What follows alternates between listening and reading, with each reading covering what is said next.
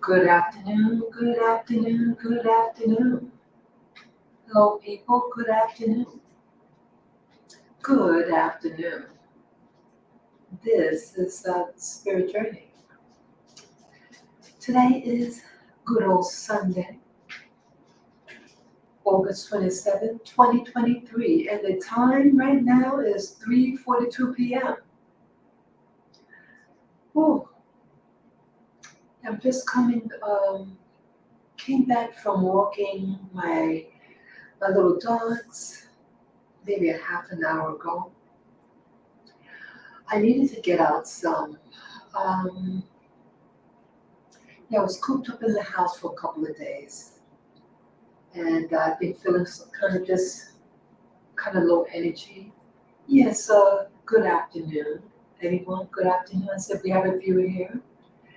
Yes, I was just feeling. I was staying indoors for a couple of days, and kind of feeling sorry for myself, little sad, very introspective, and I want to talk about Maui, uh, Lahaina, Maui, part of Hawaii. Yeah, I did several videos about Maui, and interesting how life goes. Um, Many of you who've been following my channel, I was stressed out, and things here in New York City where I live now. I was born and raised in New York City, and I currently live in the heart of New York City. I mean, I love the city, but with the thing that happened around 2020, for the past 3 years, it was putting a stress on me and the planet. And yes, I wanted to move away.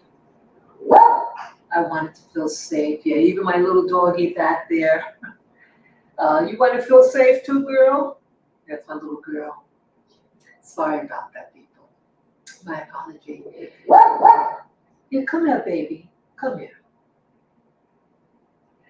Yeah, so let me just get her. Come on. Come here, girlie. Just a moment.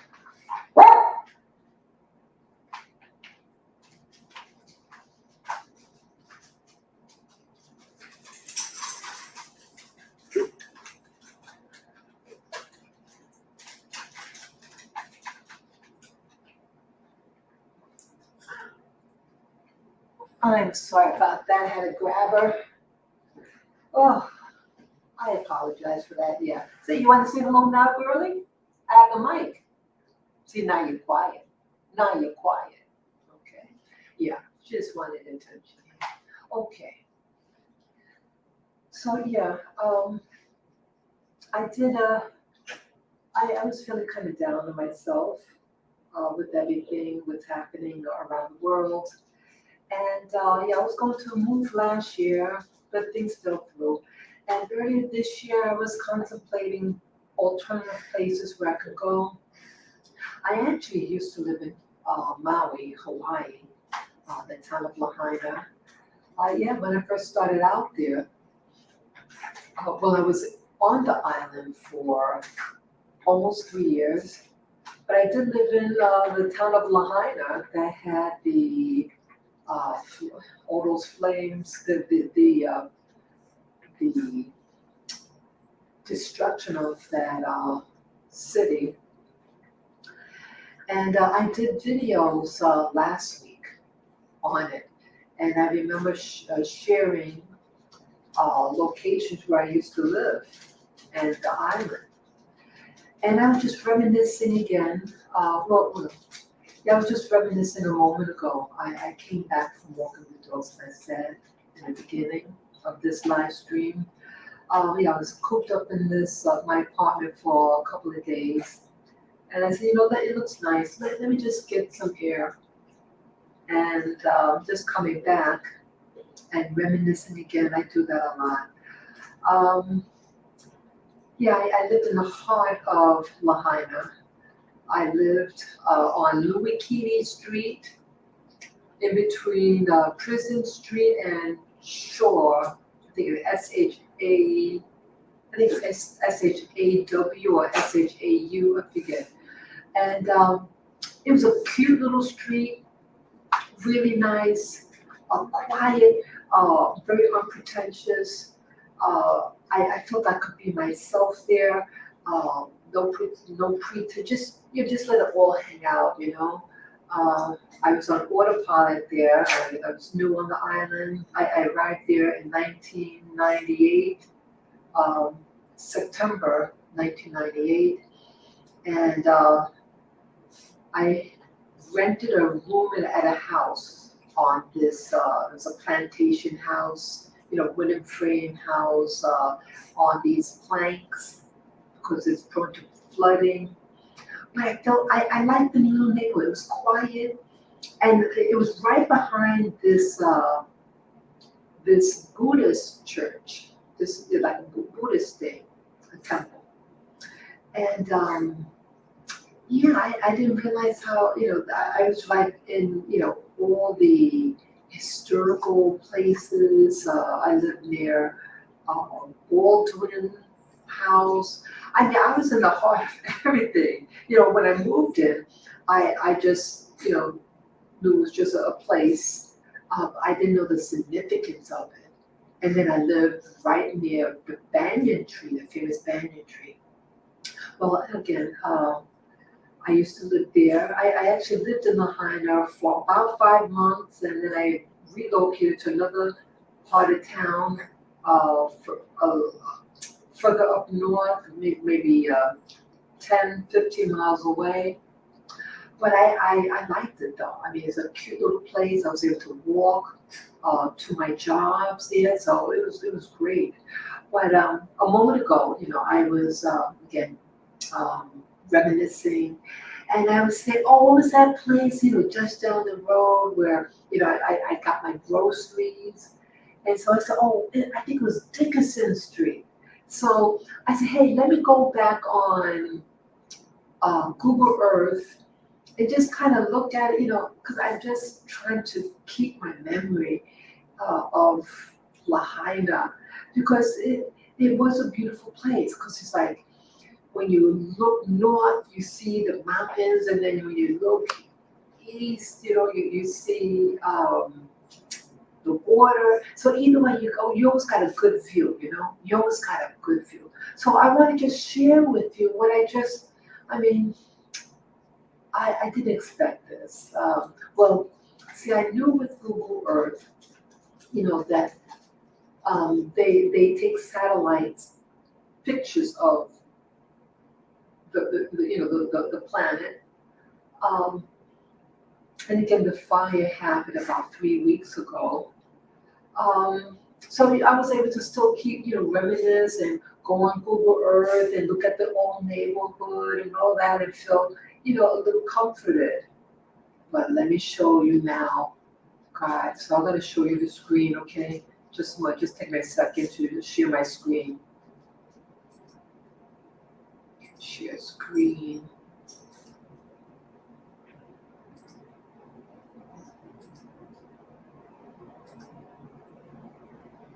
Okay. People, look at this. I can't believe this. See this part here? I hope you can see my screen. That little blue, it says untitled place mark. Okay, I didn't know how to fill in the name, but that little blue mark that you see there, that's where I used to live.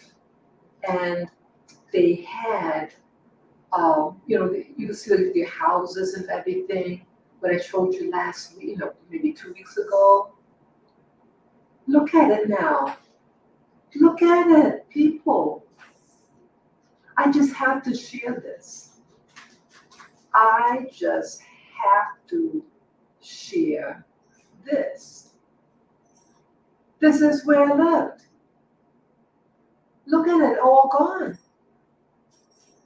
It all pow in Hawaiian slang. All pow. all finished, all gone. Look at that. The temple, the Buddhist temple, look, all gone. Look at it. This is really, I mean, I just find, I know that, the fire, we all know that, 3 weeks ago. But I was still able to reminisce and go on Google Earth. You see this, you see the address, Google. But I didn't expect them to change it. I didn't expect them to change it so quickly. They updated it. Now it's no more. It's no more, people. Look at that. Look at it. Do you see that? I can't believe that. Oh God, let me see what happened. I'm gonna press, okay, and then press on it. You see this with me, people. Oh, wait a minute. Oh, this is weird. Oh, okay. This is where you saw what happened? Look at that. Okay. This is weird. Oh my goodness. Okay, so now you see it. This is where I used to live. Oh, okay, that's the garage, but it's behind the garage. Right back there. Okay, this is so weird. You saw what it was. Let me go back. Look at that. This is really weird, people. Okay. When you go on street level, they show you the old version, but as you see here, you see that, people? Oh my goodness. Oh my goodness. But still, it's still okay. Yeah, that one makes it. Okay, this is really weird though. It's kind of freaking me out. And I'm seeing this as, you're seeing it with me. Oh, wow. Okay, so I lived, oops, sorry. Yeah, and this was, this was a Buddhist place. It's called Lahaina Hongwanji Mission, Buddhist temple in Lahaina. Yeah, they were right behind me. Okay. And this is Prison Street.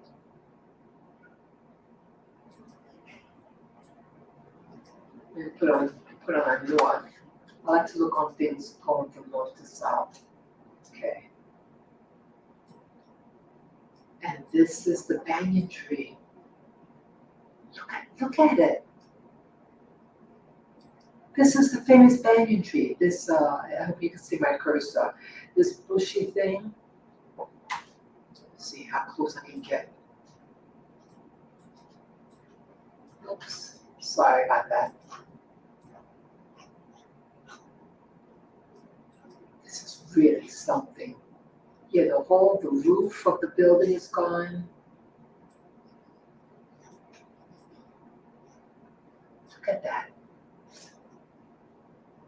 This is, what's that, the elementary school?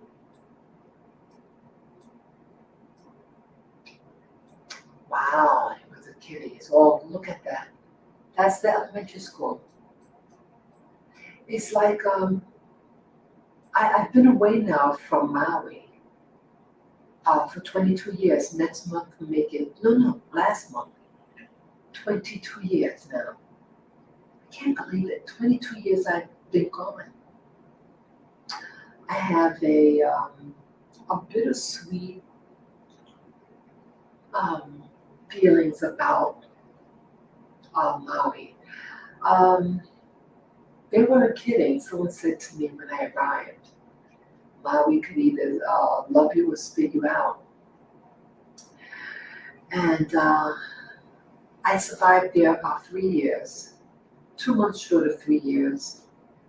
And I love Lahaina, this town of Lahaina. And then I moved to various other areas And I have a love-hate for Maui. I mean, I've met some beautiful, beautiful, beautiful people. All this devastation. I can't believe it. I think this part here was those blue. Let me go up a little bit. Oops. Just trying to get, they had a section that they had these new building, like little shacks, that like they have little cute little boutiques, things like that. It's the blue and white buildings, all wood frame. I think it was over here. Yes, everything was real close. They had this designer, Columba, something like that. If anyone knows that place, it was a fashion designer, it was a woman, I think an Asian lady, and she had a design, a little boutique around this area here. It's something like Columbus, something like that. Something like that. It's like a Italian name, but it's not like Columbus or something like that. Wow, I can't believe. Look at this. Yeah, I have like a love-hate for Maui. I I wanted it to work. I thought this was going to be my home, my forever home, and it showed me a lot. What is paradise, people? Is this still paradise? This is a devastation. And I'm learning more and more what happened here in Maui, Hawaii. I'm hearing so many things. Did you know that the police chief and the coroner are the same people? Hello, people. That is a conflict of interest. And all these people that are in positions now are are new to the positions. From this year, some of them got in position around January of this year, and others last year, 2022. People, things are getting worse and worse in what's really going on. What is going on, people? Let's take a look here.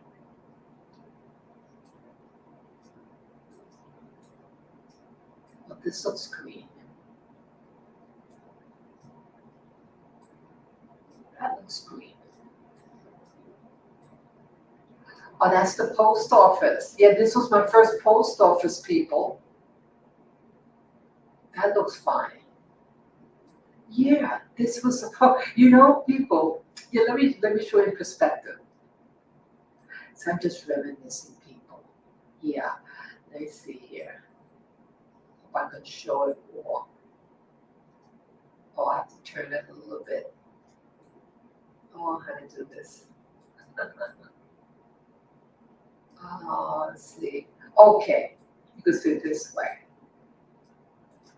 Okay, the part says untitled place mark, then what's in blue there, and then up north, post office. I had to walk this when I first arrived.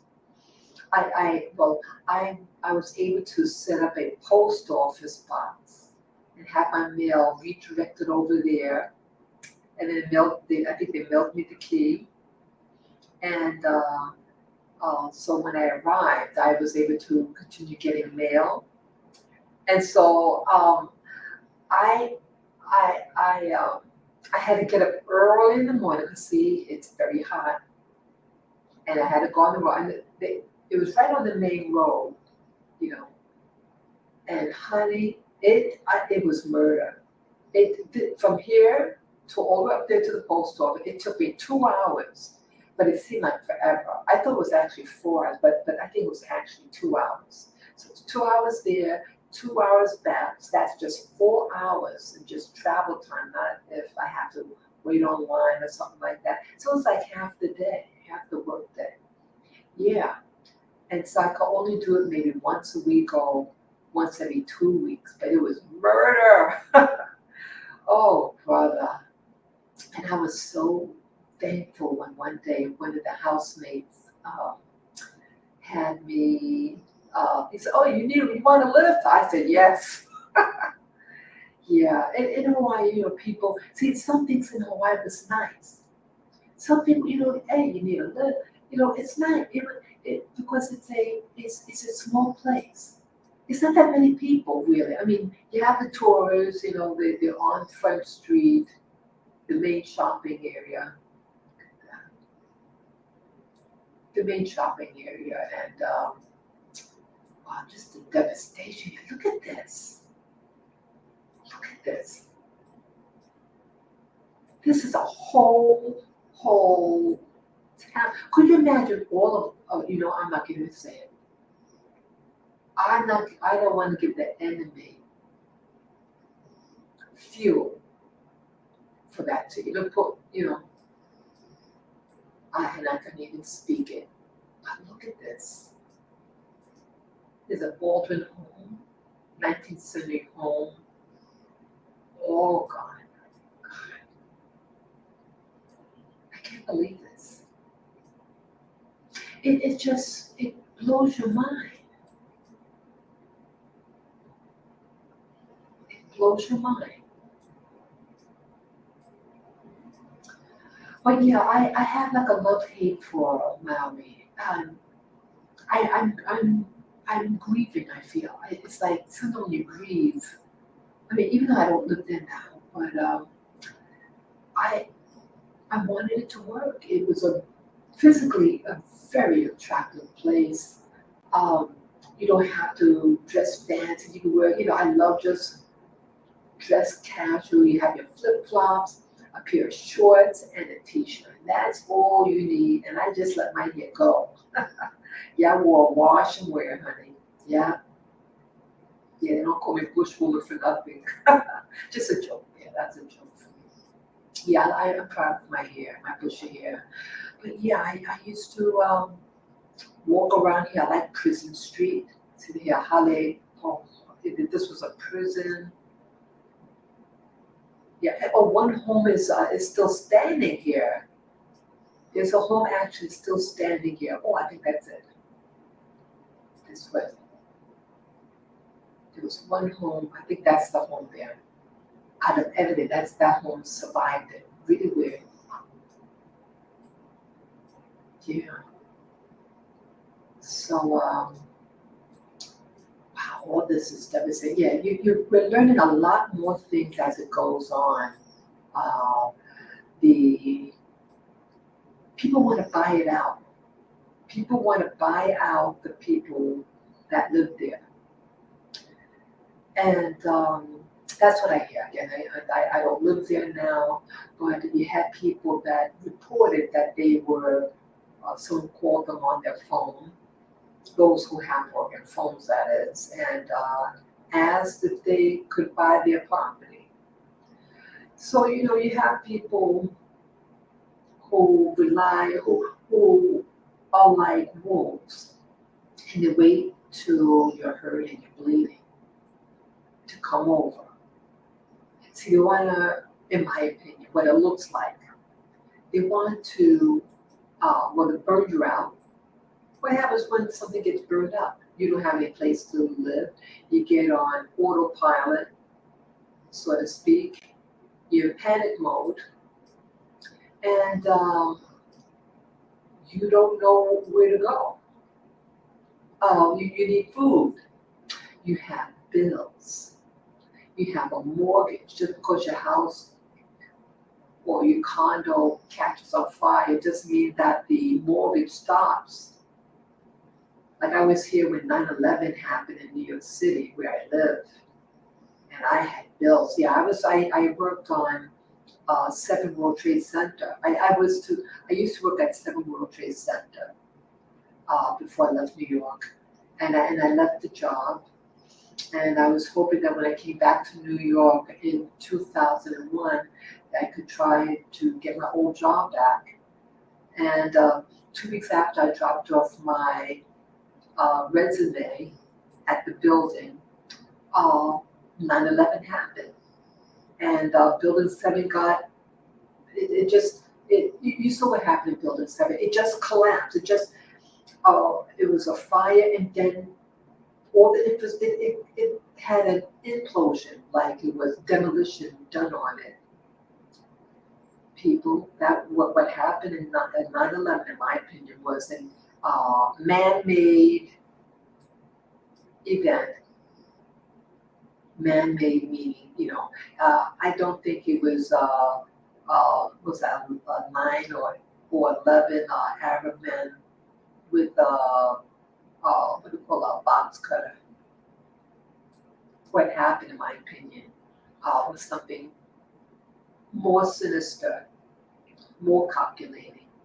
And it's like when you dig deep, dig, you start to learn more and more and more underhanded things that were going on. That it was something planned ahead of time. That only an insider would have known about certain events, or that it was the day that happened was, what do you call it?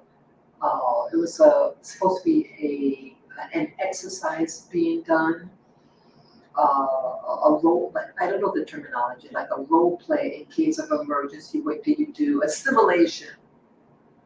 So how would the men in a cave in Afghanistan know about this? Insiders knew about it, and so it confused people. Is this a simulation, or this is an actual attack? You know. And so, what's happening now in Lahaina is, you're hearing things.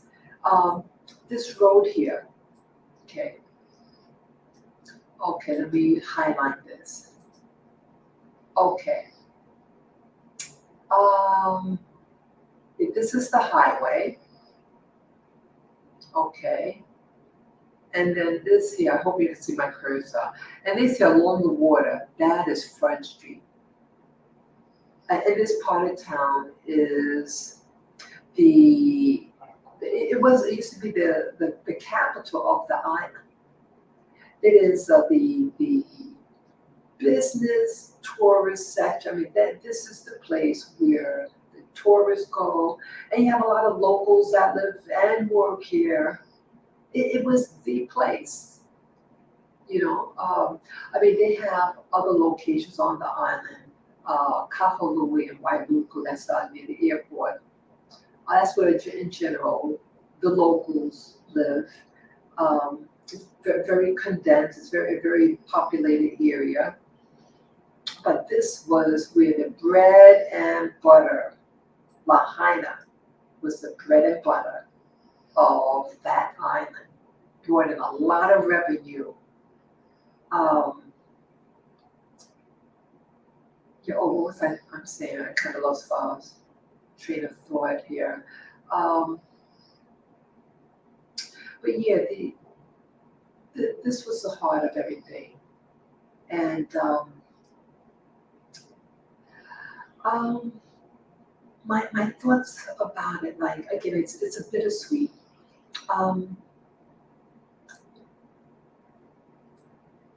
It's just a lot of things. Oh yeah, I remember I was going to say.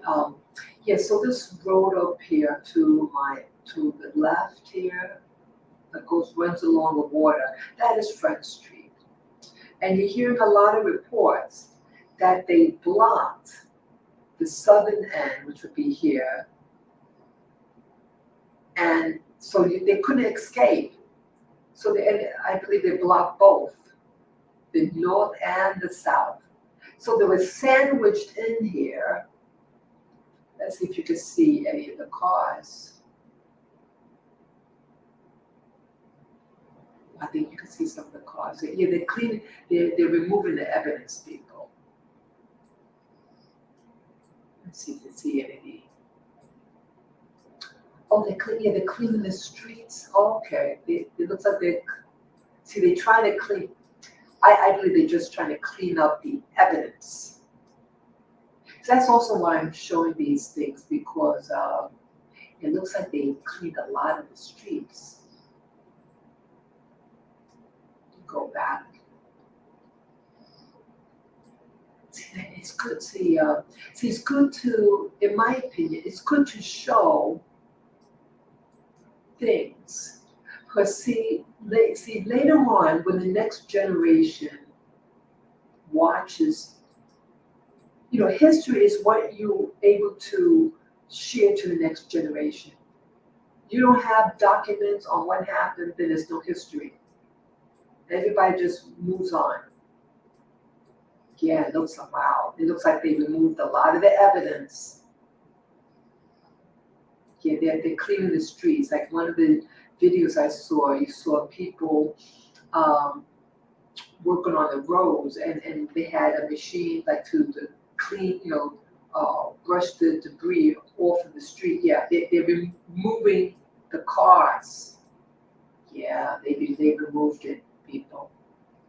They moved it. Yeah, it looked like a graveyard of cars. Remember that? Yeah, I think they removed it. Yeah. Wow. Yeah. See, you have to have. See, I think I just have a suspicious nature because of the things that happened to me growing up. Um, also being in the military, you just life happens, and I know life happens to everybody. But I just felt like I needed to show um, the land and show the cost and everything because I wanted to understand for myself because this was a place I did enjoy a lot of things about it. Um, yeah, they swept it up. Yeah, you don't see any of the abandoned cars now. Um, yeah, the people were pinned in and they had to jump in the water. I was very upset. There was two children and the mom that had jumped in the water. So the guy had like a bandana, put a shirt over his face, and someone recognized him and did an interview with him, and I watched the video. Courageous young man. He looked like he's probably about 18 or 19 years old, and little brother and mom. I was very upset. To do that to people, yeah, they couldn't escape the car. They had a vehicle, so it's not like people didn't have cars to leave. You had people who had cars, and for whatever reason, I think he said they left around 3:30 or something like that. And I'm thinking, man, I heard it's like it's such a broad spectrum of hours that people where they live in Lahaina when they left. But from very early, the firemen left at by noon time. The firemen left, and people were escaping around 12:30. One of the reports. So how is it that from let's just say 12:30 to 5:30 that broad spectrum and no alarm was given? No alarm. Why would you do that? And why were the police instructed to take this road here and block it so people could escape? And then they had to jump into the water. And it was very windy. This is the water, people. They had to jump. Okay, I think they had to jump. Let's see. Okay, that's the Baldwin. Yeah, I used to work also on the 800 bill. Let's see. Okay, let me move it up a little bit. Okay, the mill, yeah. Okay, that's like a landmark, the Pioneer Mill smokestack. Okay, yeah, I used to work. Okay, okay. I worked in the perspective.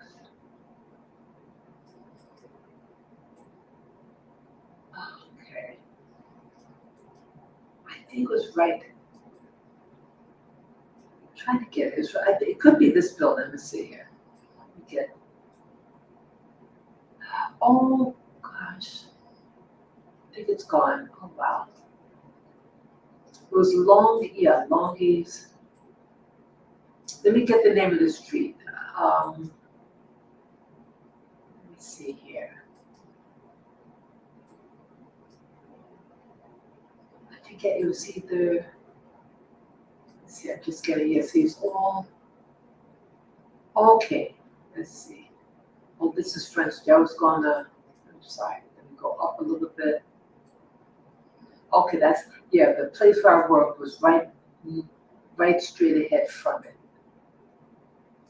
Okay, this is French Street. Wow. Okay, let's see. Wow, but it's just devastation.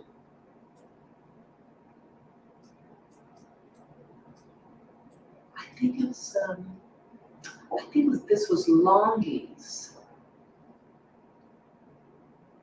Okay, I have an idea. Okay, let me get the name of the street here. This could be. Let me see. Let me just get the name of the street here. Okay, so what they did. Look at that. What's the name of the street? Oh, okay. This is a Papalawa. Yeah, oh yeah. Okay. This was a street. This was okay. This was okay. Oh, neat. Okay. So what they did to get on street level, they did. This is the building I used to work at this building, and I think that's the entrance. For where I thought this was yeah. This was one of the doors here was the entrance in the yeah. This is a restaurant. This is Longies. This is a famous place. Yeah, a Thai restaurant. Okay. Yeah, so this is the correct street. Okay. Let me go move back up. Okay. Wow. Okay, man, this is something.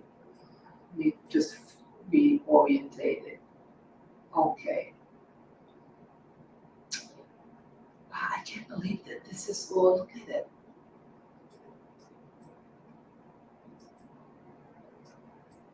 Okay, so yeah, so that was the Longy, and then this block here. Okay. This block, these buildings here, and it's here. This was I used to work at this jewelry store, and this is where I used to park my car. Look at it. It's nothing. I didn't realize how close the two businesses were to each other. I worked at the place at two separate times. Times that I was living there. I didn't realize how close they were. um, Everything just seemed to me farther.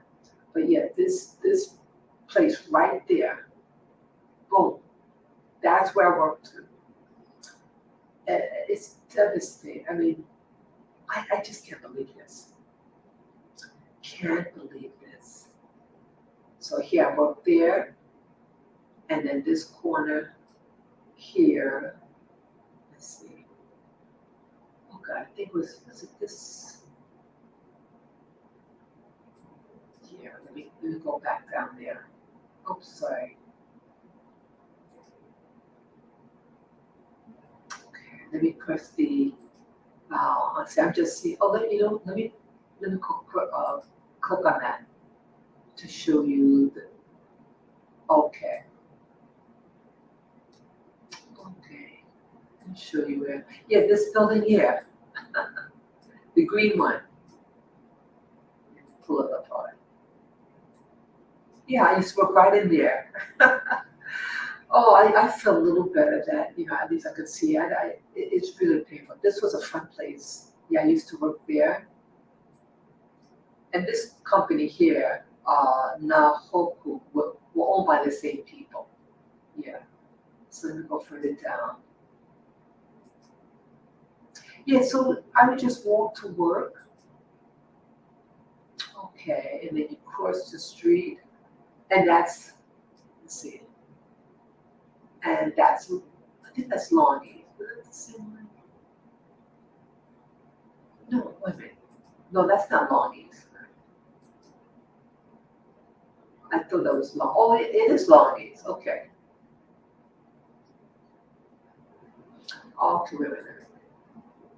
Let's see. Okay. Okay, Longies was on the. Okay. And it's so different, right? Let's just see. Okay. Okay, it just looks different. Okay, okay, so that's Longies. Yeah. Okay. Yeah, this is the place I used to work to. I enjoyed it. I learned a lot from the owner, the establishment there.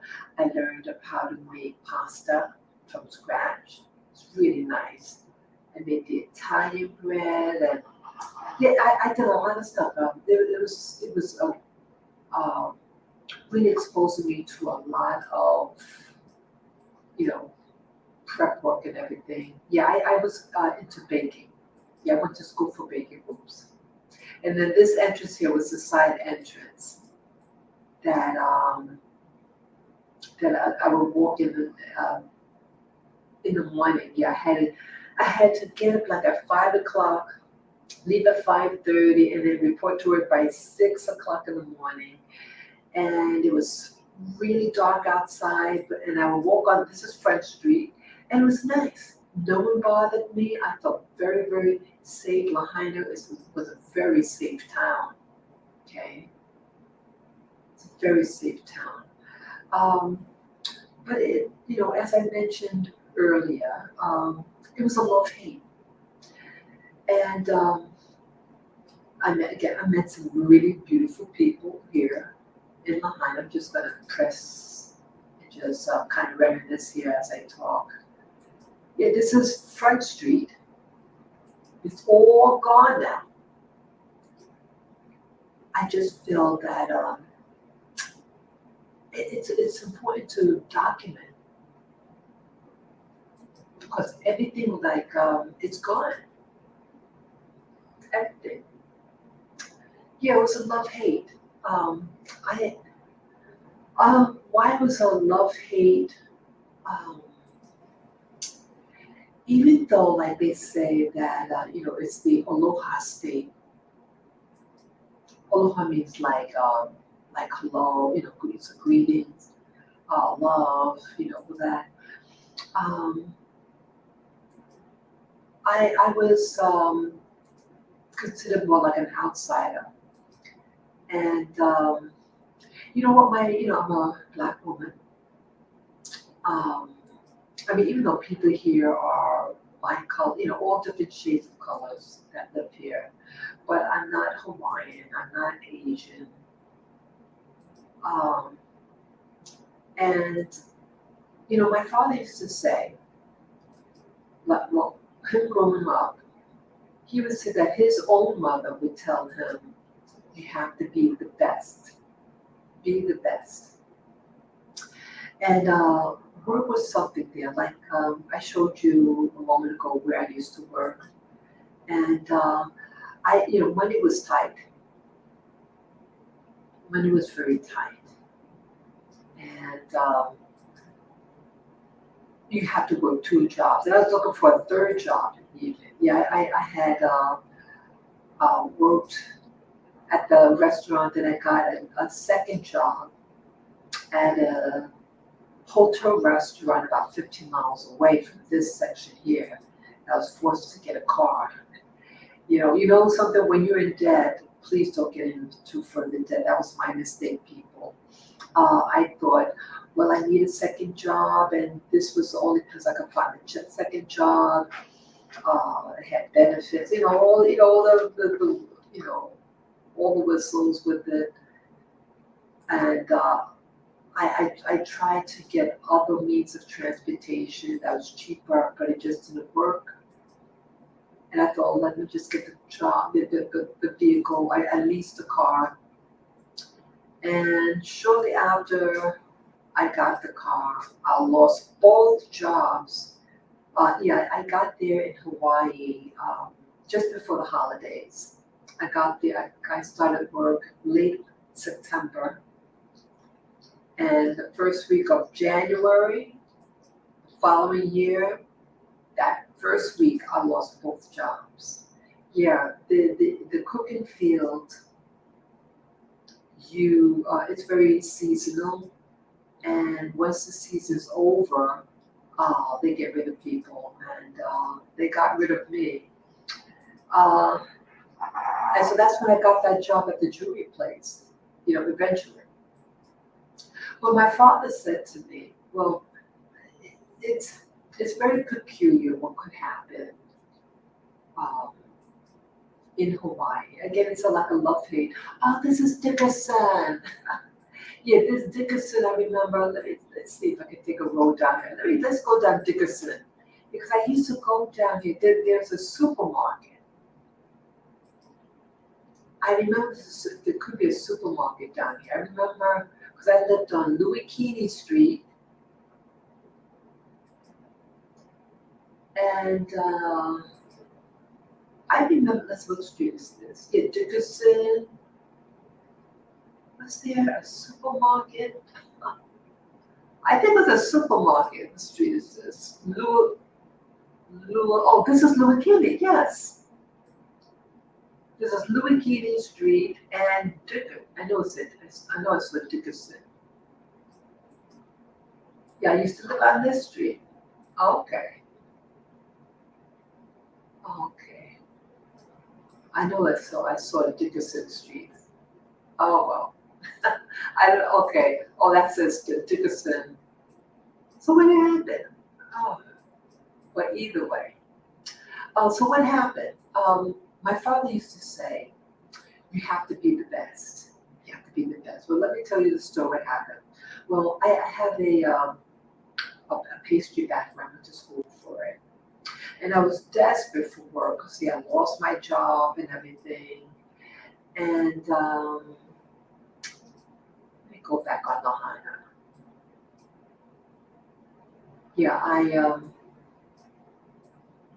Yeah, Dickerson. Okay, that's good. Well, I guess Dickerson turns into Louis Key Street. I didn't know that. Oh, well, but either way, people, um, I was desperate for work. It might have been like a year later upon my arrival.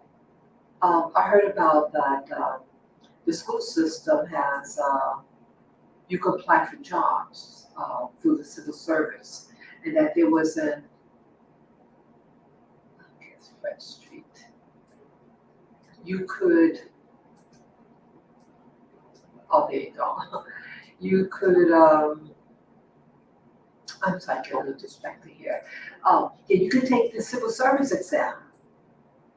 And so I found out about the exam, and so I took it. And, oops. Oh, this might be around the banyan tree. Let's see here. Yeah, so I'm just trying to turn this arrow.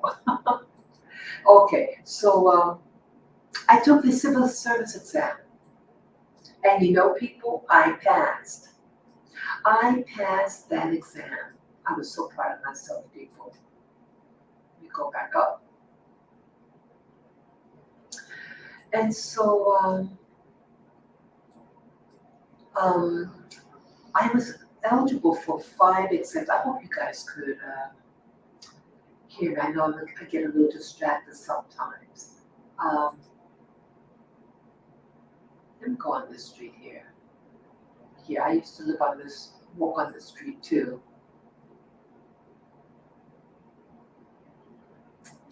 So what happened now? Yeah, so I had, since I passed the civil service exam, it indicated that there were 5 spots available, 5 different locations. So I went to apply for it. So I went to the one in Lahaina, the famous Lahaina, the elementary school. Now, when I went there, I wore a linen dress, so it's either brown or blue, and some closed-toe shoes. They were polished. Had my hair pulled back, and when I walked in the room, there was a brown-skinned woman and a white man. And when I walked in that room, we were the only 3 in the room at the elementary school. And it was hatred that came out from that lady's face. Hatred in her eyes towards me. Why I mention this story? It's about because it's going to show the personality of some of the wicked people that are in positions in Maui, and how it is a characteristic of the politics and the hatred that they have for people, even though it's the Aloha State. And I didn't want to believe all these things were happening to me because it's the Aloha State. Well,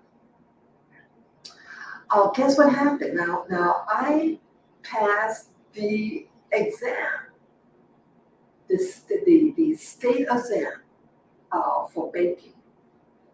It's a civil service exam. But when I got down there, she says, you have to take another exam, but nasty like. They had me sit in a chair, and they're sitting down about a yard and a half away from me. And the white guy, they're all like in their 40s, years of age. I was in my 30s. They could have been in their 40s, 50s. And no, I'm sorry. He walks over to me with a can of pencils, uh, a can of pencils, sharpened pencils, and then he purposely drops the can and the pencils on top of my head, and then he bends down. Go like that, and then he looks under my dress. You heard me right, people. I was like, what the hell is going on? I kid you not, people. What, do you think I'm hiding something under my skirt, my dress? Disgusting. But this is what happened to me. Then he gives me a pencil after dropping it over my head and the can. Said, you got to take this test. So I took the test with them, just eyeballing me, like you wouldn't believe. Just eyeballing me. And I finished the exam. And I passed it again. It wasn't the civil service, but it was another test. Okay. And then the woman says, "Oh, we're not going to make a decision right now. We have to call you back, and you'll find out then." So I might have called like maybe 2 days later. Either way, the lady says, "Oh, we decided to hire someone who's more qualified than you. And anyway, you're overqualified." and then she hang up on me. So it's like, what? So I went to, because I needed a job, and here I'm a veteran people. See that? They didn't even keep, see, when you take a civil service exam, there is a veterans, if you're a veteran, you get some points too, because they want to veteran people who serve their country to have a chance getting a job. So that didn't matter to these wicked people, but I needed a job. So I have 4 more companies to choose from, school system that I could choose from, because again, there's 5 on the list. And so I tried the high school. And the guy at that time, he needed someone right away. He said, "Oh yes, I have the list in front of me, and you're the only one on the list. I need help here." And that's how I found out that I was the only one on the list. I was the only one in the state of Hawaii, me, the only one in the state of Hawaii who passed the civil service exam to be able to cook in the school system, the public school system in, at least in Maui. I don't know whether it was for, I think it's for the whole state, or at least the borough. I'm not definitive on that now, but at least I'm the only one that's on the list. So, so he said he wants to hire me right away. He needs help.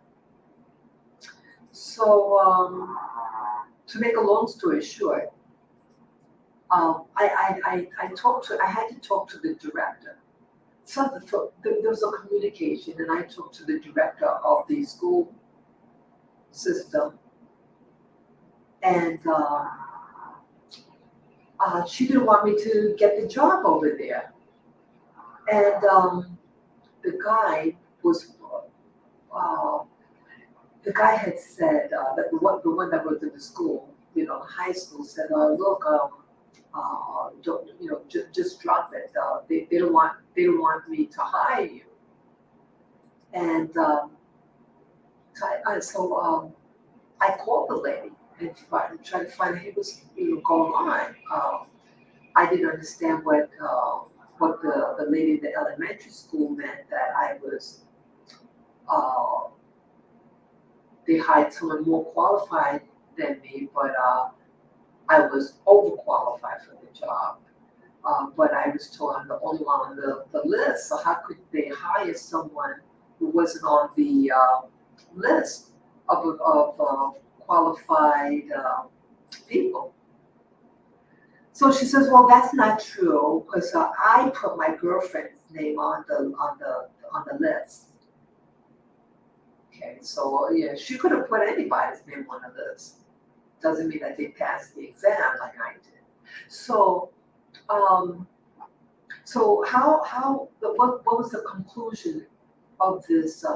My trying to get a job, a civil service job, me a veteran, a disabled veteran, who qualified for the job. Oh, this is the highway. It's a beautiful. See how clean it is? It's really nice. This is all Maui, where I used to live. So what happened? She said, the director says to me, "Well, we don't know how many children we're feeding in the school system right now. So until we find out, we're not going to hire anyone. So why did you take the exam? There are 5 positions available." So she says, we're not going to hire anyone right now." So I said, "Well, when are you going to hire?" She says, "Oh, probably, when the holidays come up, we're going to need to know how many kids we're feeding then around the holidays."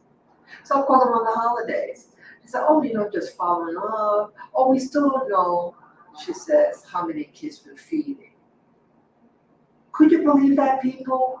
See, I'm mentioning this story because there's wickedness wicked, wicked people in the state of Hawaii, on Maui. It's politics unbelievable.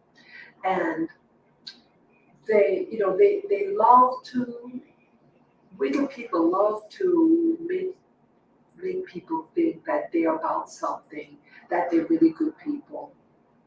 Aloha, or about ohana. Ohana means family. There was no ohana or sense of family.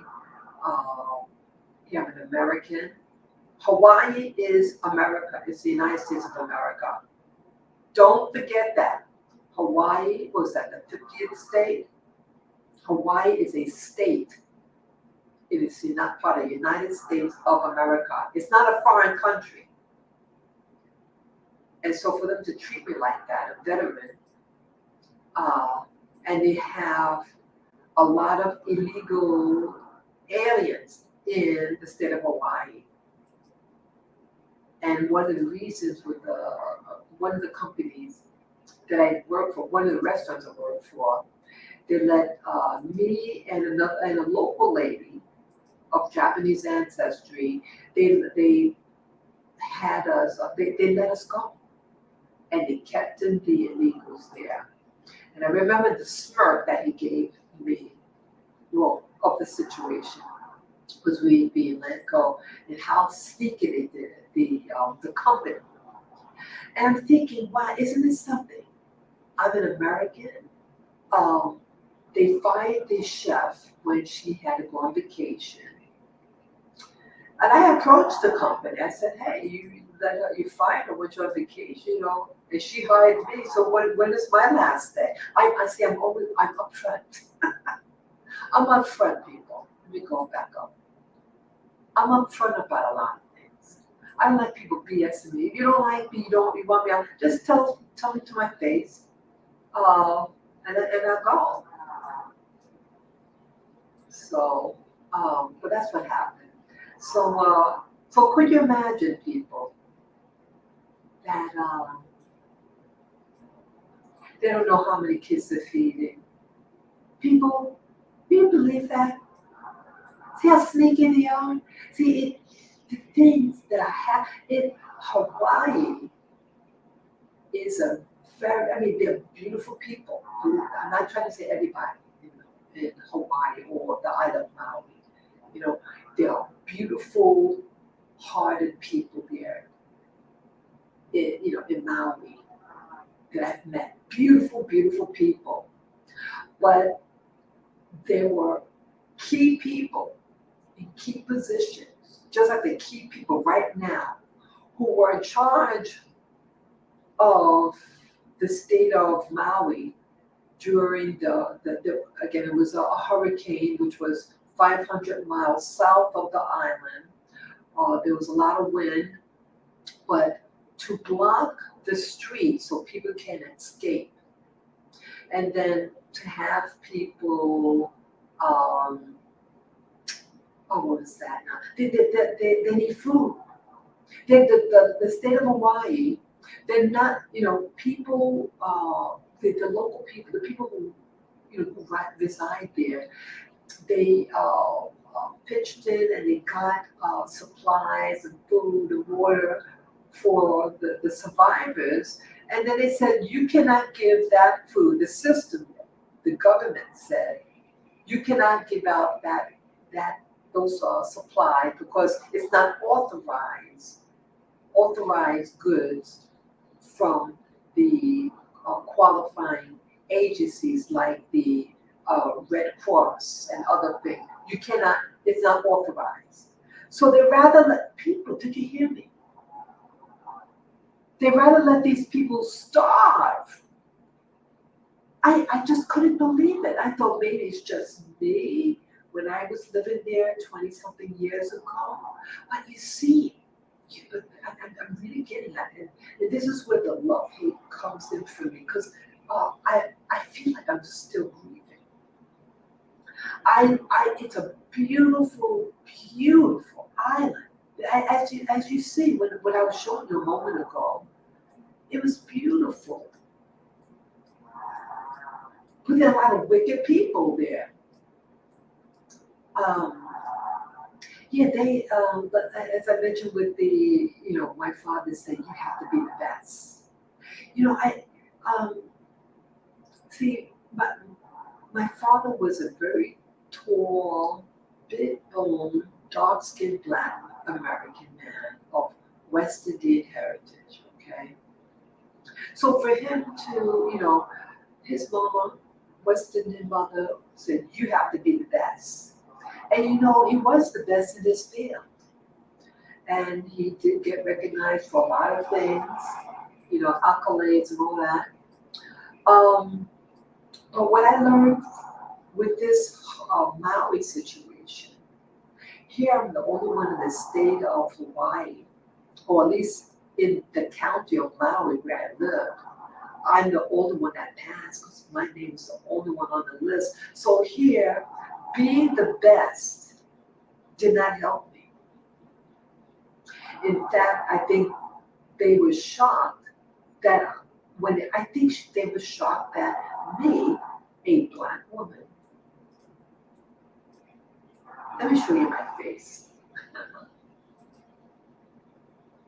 Yeah, this is me. This is little old me.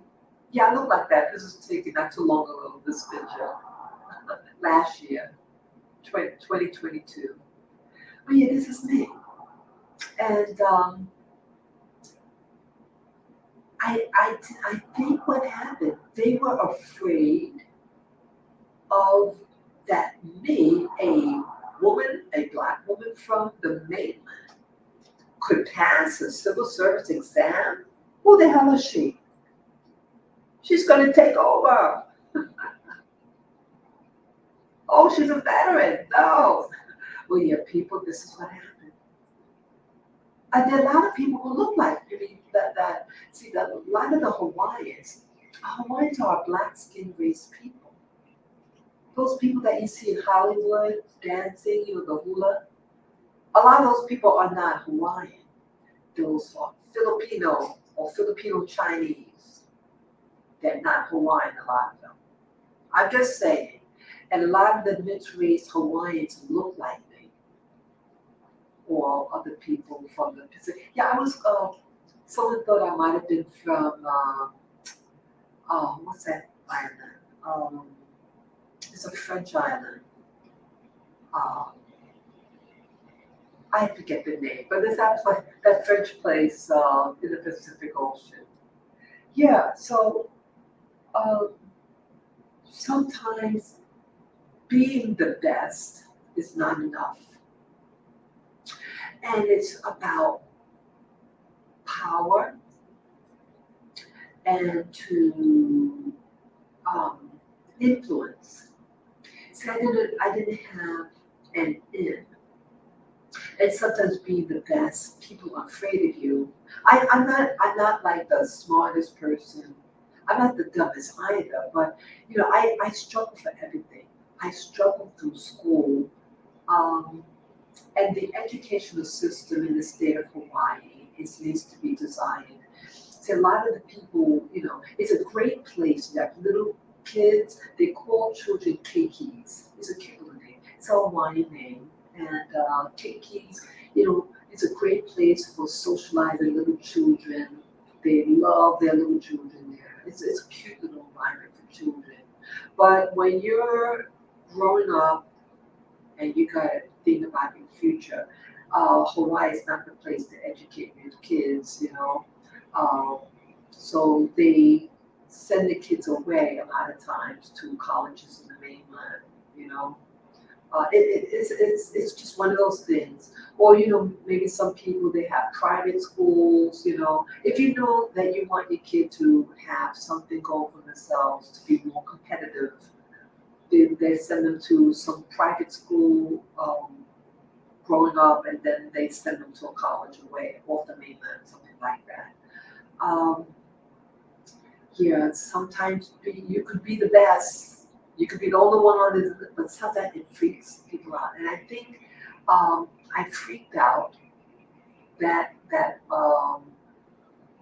man and woman, and they notified the director or the director got freaked out because maybe that's the friend.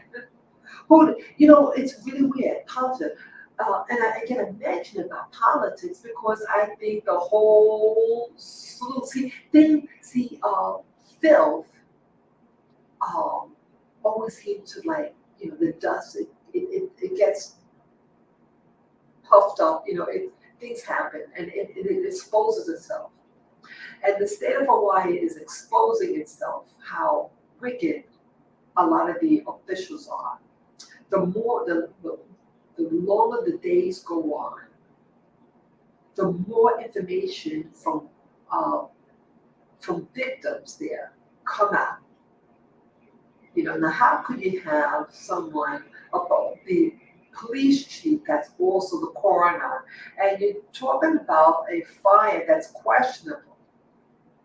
People, this sounds like a cover-up,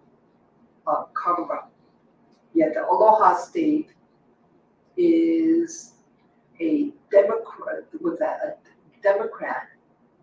Obama land. Obama was allegedly born in Hawaii, but on the island of Oahu. It's corrupt. It's a lot of corruption. And they're saying it could be a money grab. Let me show you something else about the possible, the questionable things that are happening happen in Hawaii. Let me share screen again.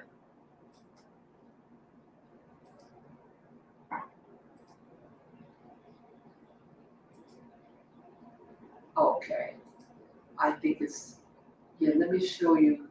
Yeah, I was looking at a few videos here. Let me show you this.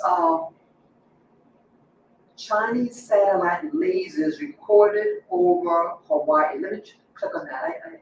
I looked at it earlier. Clearly, I'm an emotional eater because Sorry about that commercial. Usual sight captured on camera. Japanese and local astronomers say a Chinese satellite was recently seen beaming down green lasers over the islands. This video captured atop the Subaru telescope on Mauna Kea, operated by the National Astronomical Observatory of Japan. Bryce Moore has the story. The lasers flash for just a couple seconds. Initially thought to be from a NASA altimeter satellite, the Japanese put out a correction note on Monday saying NASA scientists found a most likely candidate as the ACDL instrument by the Chinese Daki-1 AEMS satellite. I went to a University of Hawaii astronomer who read up on AEMS instruments. It's a Chinese satellite that is measuring pollutants, among other things. It has many different instruments on it, some kind of topographical mapping, or they're also used for measuring stuff in the Earth's atmosphere, and I think that's what it is. It's an environmental measurement satellite. I also sat down with the former Chief of Staff of Marine Forces Pacific. He had some questions. I'm not sure, this is my opinion, why the Chinese, who are probably some of the most prolific polluters on the planet, would be collecting data on pollutants on this side of the Pacific. Both experts say this isn't explicitly a spy satellite. It is cataloged and known by governments around the world.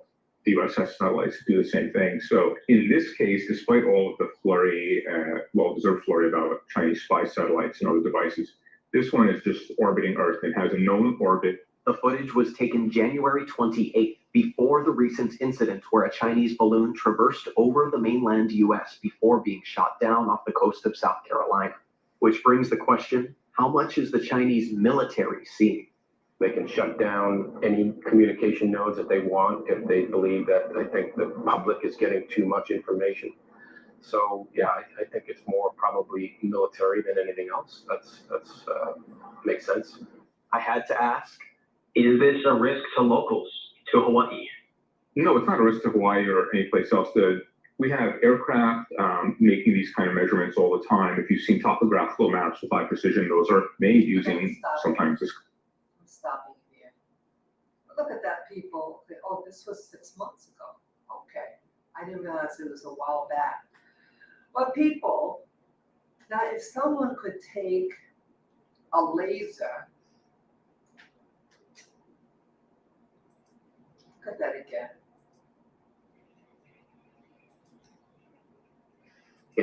Initially thought to be from a NASA altimeter satellite, the Japanese put out a correction note on Monday saying NASA scientists Come on. If someone could do that in a laser, you don't think that they might have done something 3 weeks ago that might have hastened the fire? I mean, people, see again, China. And again, I mean, there's proof that some type of laser hit the island of Maui. I mean, here, isn't it safe to assume that maybe that they might have done it again? You know, it just gets, the more you dig, the more questionable it becomes. And this one here, about land grabs, let me see here. This is an interesting YouTuber. Sorry. Let's see here. Try to see.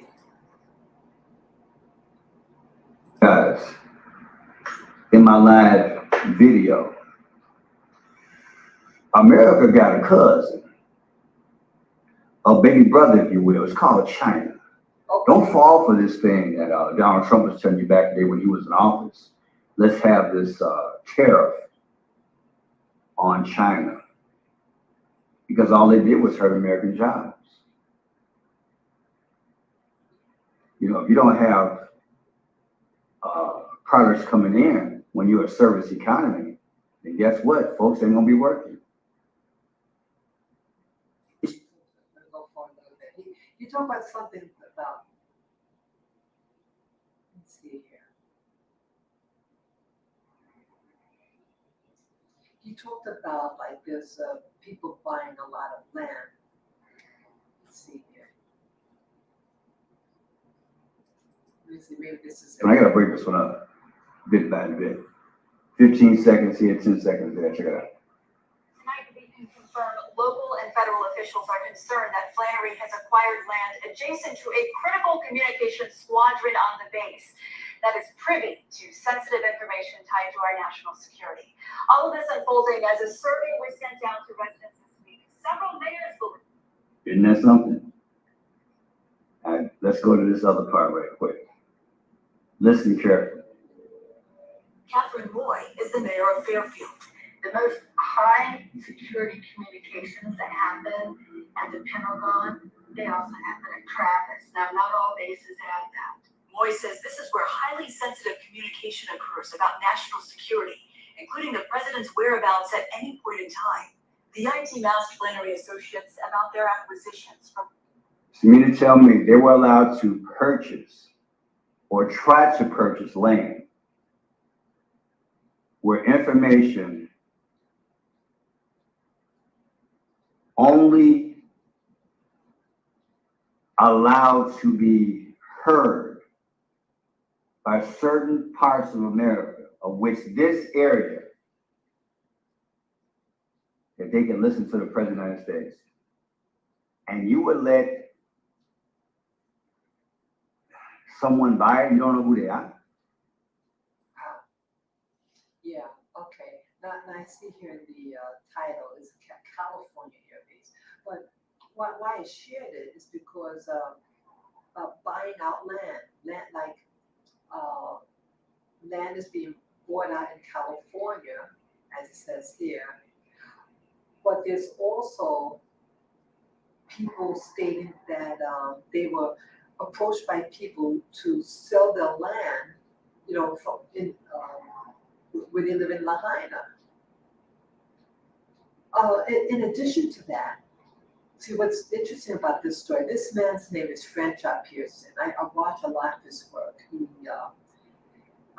He analyzes patterns and numbers and names, and he analyzes the data that through numbers to it's very interesting, his work.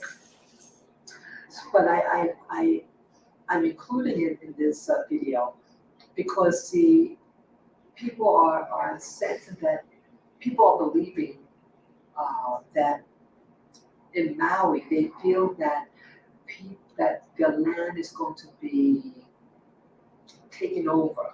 And there was a law passed in January when the governor got sworn in. He passed a bill just this January indicated that if there's a natural disaster, that all the laws that were placed beforehand are halted, and that the government can take control. And so the government,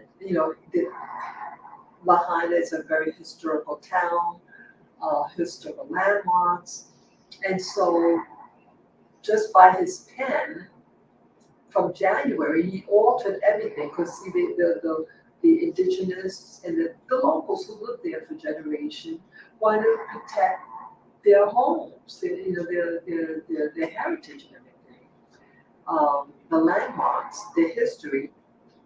And so they wanted certain safeguards to Lahaina. And so, but now with the new governor, Governor Green, he altered this. Again, he's been on the island for about 20 years, but he's from the mainland. And that's another problem, that they're getting people from people out who are outsiders, so to speak. Again, it's America, and America could apply for a job, whatever, if you legal or you qualify, so be it. But the people who, are they really vested on that island? Do they really love that island? And he's even married to a local woman, but look what he's doing. He set it up, passed laws. You don't think that he knew, you don't think that maybe they knew about that there'd be a hurricane, because, hurricane season, and to hasten things to happen, to, cases of fire, so that people can escape, cause much destruction, and then people are going to feel pressure to sell their land because they have to eat. They have to eat when you're hungry, people. When I lived in Hawaii 20 plus years ago, one lemon at that time was 75 cents. 75 cents. And it's really problematic. Let me stop sharing the screen. Sorry. It's really problematic, people. People, when people are hungry, and when you force someone, when you're not going to help, get if you're not American Red Cross or some of the others organizations, they will prevent you from handing out goods to the survivors. So it's like, if you're hungry, you have children, you may feel pressured to sell your property so you can get food. And so some of the people are sensing that it could be a land grab. Or again, with that video with Franchard Pearson, to make what they call smart cities or 15-minute cities. They wipe you, they just bulldozer everything, and then you can put in high rises, things that are extremely profitable. Or those 15-minute cities that you condense everything, and just use it as a like a, I don't want to say role model, like a flagship of, so other cities in the United States will copy. You know what I'm saying? That like they want to spearhead these 15-minute cities who have people in condensed areas and you cannot leave. You have a 15-minute border of where you could go, and if you go outside of those borders, you'll get like a fine. You know what they do in China. It's a social credit score, like China. And again, the name China keeps on popping up. That those lasers, China.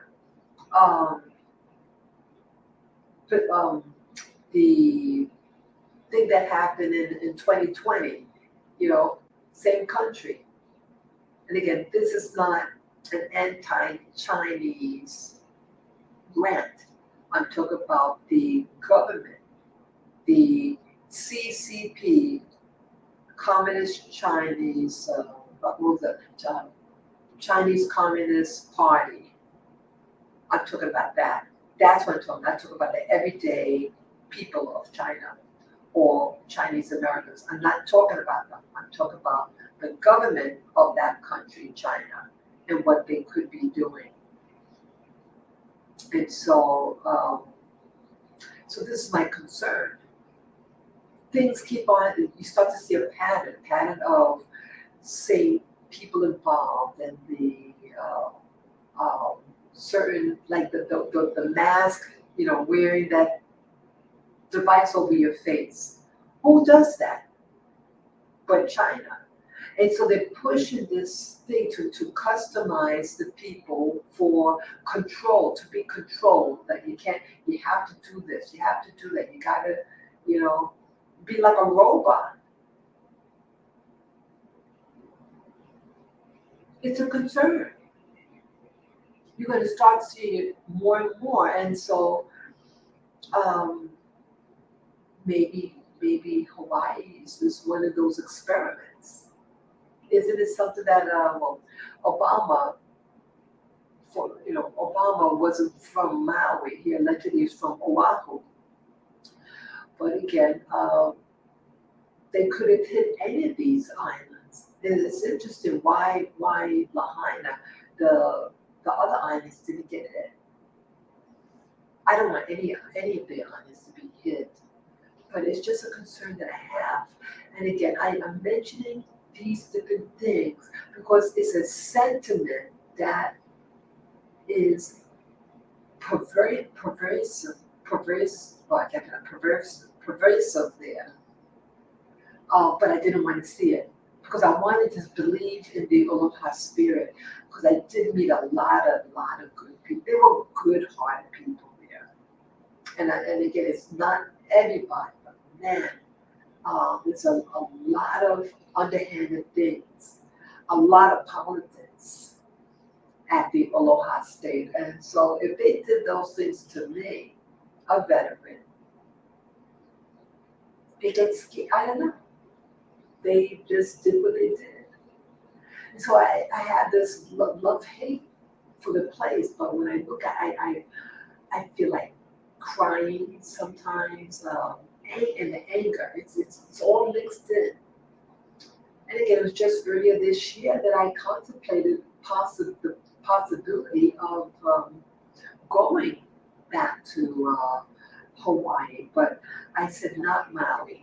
I was considering another place, one of the other islands around, of Hawaii. Hawaii is a chain of islands, several islands, and I was just in, Maui, but I was considering like one of the other islands around Maui. Now, I mean, if they hit Maui, they can still do the same thing to any of the other islands there.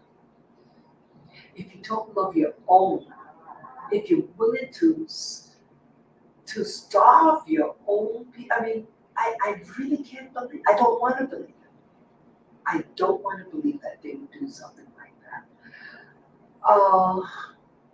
But they are. They are. And it's, I feel like I'm grieving. I'm still grieving inside about it. Angry and sad at the same time. It was only one Maui, like, I mean, Lahaina. It was just such a, you know, for vacation, if you don't have to work there, just enjoy the vibe. It was nice. It was safe. I felt safe walking around. Yeah, so I don't know what I'm going to do here now in New York City. I'm concerned that they're going to try to do the 15-minute cities here, lockdowns and things like that. Really kind of meditate on this situation here. As I've said before, you cannot run away from yourself, people. I cannot run away from myself. And what does that mean? I am who I am.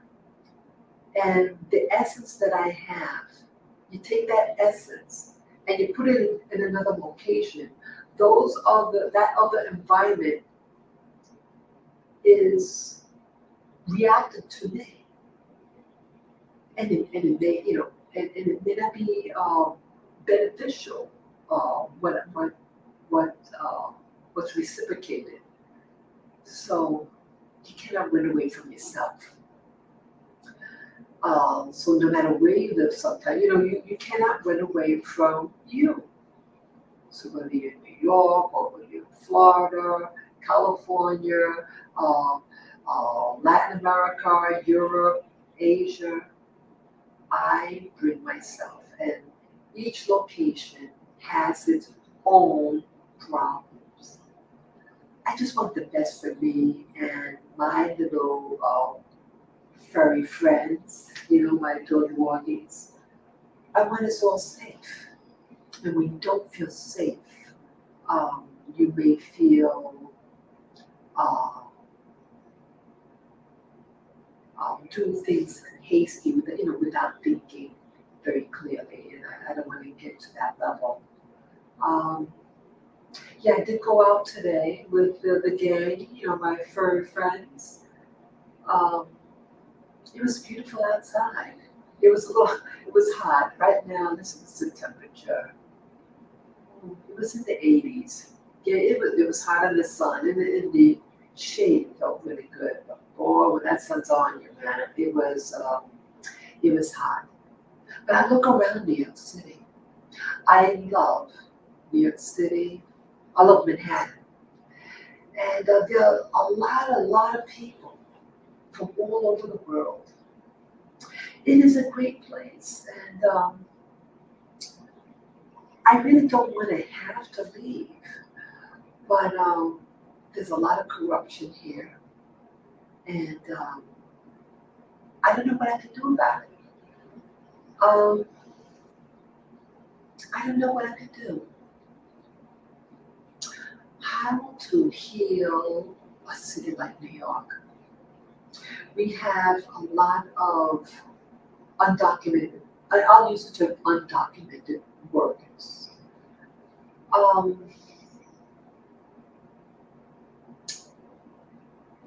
There's not a lot of resources here. And I feel that New York City is going to break. And I want the safety. I heard that they may be having lockdowns again. Yeah, the fall is coming up soon. And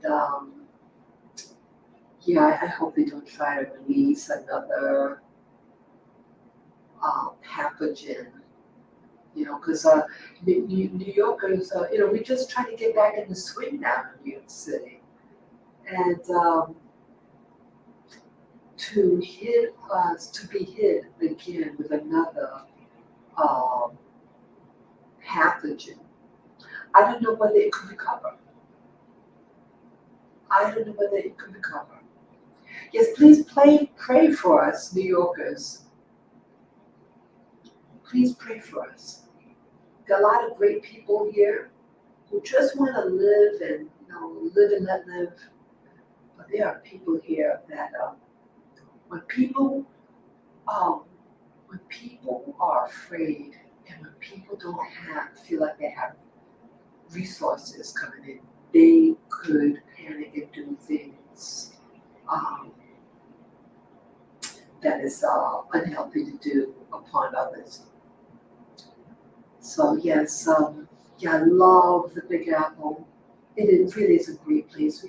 It has so much diversity in activities. It really is a great place. But it needs your prayer. New York City needs your prayers. Boy, I don't know what else to say, people. I shared with you Google Earth, and I showed you, I just saw with the Google Earth when you zoom in, the aerial view, you can see it's all burnt up. And when you zoom in, I guess out of respect, they just, show what it looked like before. Wow, so much of devastation. You can't, with evil, it seeps out. It may it be exposed to people who are behind this mess. So many innocent people perished, I believe, in this. This is a tragedy. It is a national tragedy. And yes, this is hurricane season. Remember a couple of years ago, Puerto Rico, the U.S. Virgin Islands also got hit. And they hardly got any attention. And I think the whole island of St. John, the U.S. Virgin Islands, was wiped out. And they don't cover. It's like places that have a lot of Black people. They just don't. The news just doesn't want to cover them. They really didn't show anything with those people. And yes, and I did live in the U.S. Virgin Islands as well. Yeah, those people work really hard. It's unfortunate what happened. Yeah. Yeah, so yeah, this is hurricane season. I think that this is the beginning of hurricane season. I pray for the safety of all America from these hurricanes. Please protect us and give us favor and safety. So with that last note, people, I hope you enjoyed this live stream. I hope I did not offend anybody. I like to be real.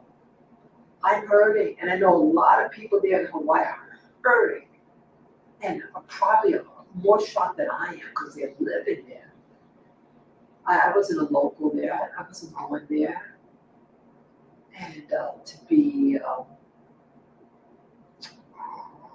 stabbed in the back is a horrible thing to do that to these people.